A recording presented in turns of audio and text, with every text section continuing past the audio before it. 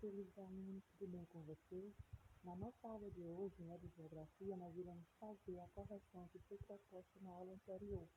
Pessoal, a gente falou, sobre a distribuição da população no território, Porque a gente viu que no Brasil, a população não se distribui de forma regular, pelo território. Ela se concentra, mais em algumas áreas e menos em outras.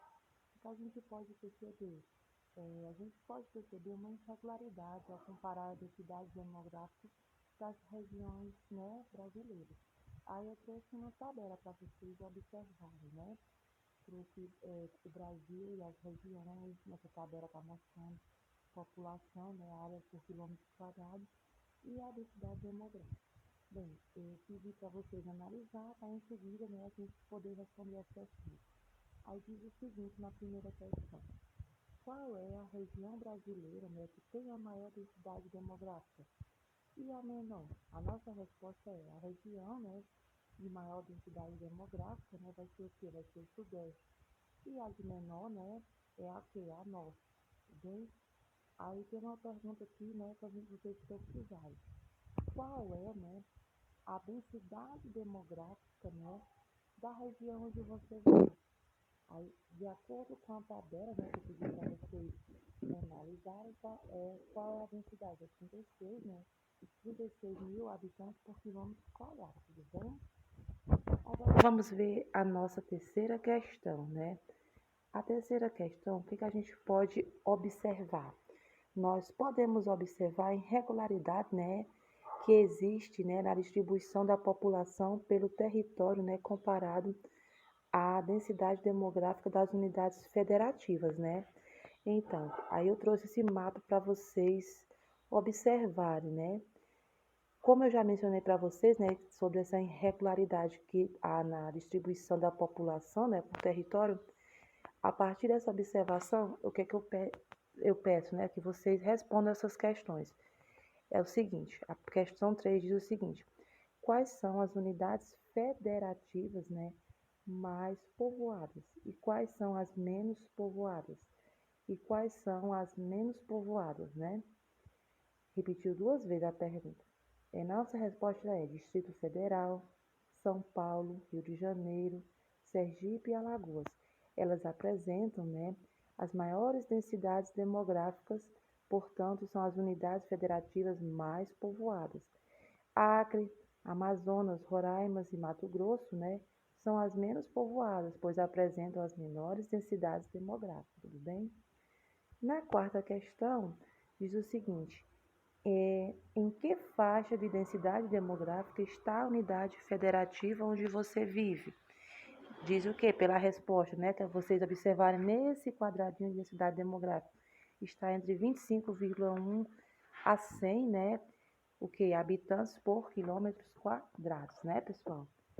Aí, na quinta questão, eu trouxe um gráfico, para vocês responderem. O que a gente pode observar, que em 1900, o Brasil ele tinha cerca de 17 milhões de habitantes, No ano de 2015, sua população ela era de aproximadamente 205 milhões de habitantes.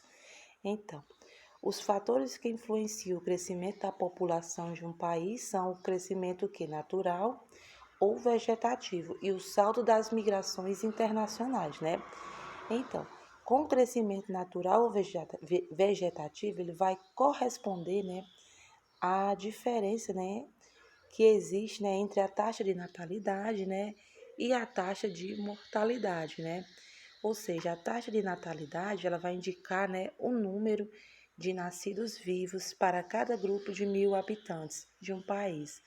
Já a taxa de mortalidade, ela vai indicar o quê? O número de mortes para cada grupo, de 1.000 habitantes do país.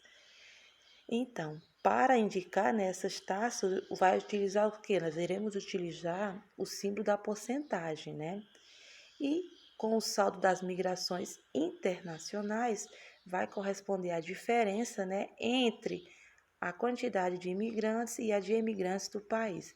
Bem, aí De acordo com esse gráfico que eu trouxe para vocês verem, né, e com que eu falei um pouquinho, vamos responder as questões. Olha só. Aqui é o que esse gráfico mostra, né? Como eu já havia mencionado para vocês, ele mostra as taxas de natalidade e de mortalidade, né, no Brasil entre 1900 e 2015. Aí diz na letra B o seguinte: como você explicaria, né, a evolução do crescimento vegetativo, né, no Brasil entre esse período? Então, o crescimento vegetativo, o que ele vai dizer? Ele diz respeito, né, a um cálculo entre a quantidade de nascidos e quantidade de mortos de um país, estado ou cidade. Assim, o que a gente pode entender? Nós podemos entender a dinâmica da população do lugar a ser estudo, né? Ou seja, no século XX, o Brasil ele passava, né, por um período de alto número de natalidade, pois a saúde no país estava começando a reapresentar sinais de melhoras e devido à melhoria da saúde havia também uma maior expectativa de vida, né? Assim, nasciam-se muitas pessoas e morriam menos pessoas, caracterizando uma evolução, né, na taxa de crescimento vegetativo. Na sexta questão vai dizer o seguinte: de acordo com o gráfico, qual era o número, né, médio de filhos, né, de, por mulher no ano de 1960 e no ano, né, de 2015.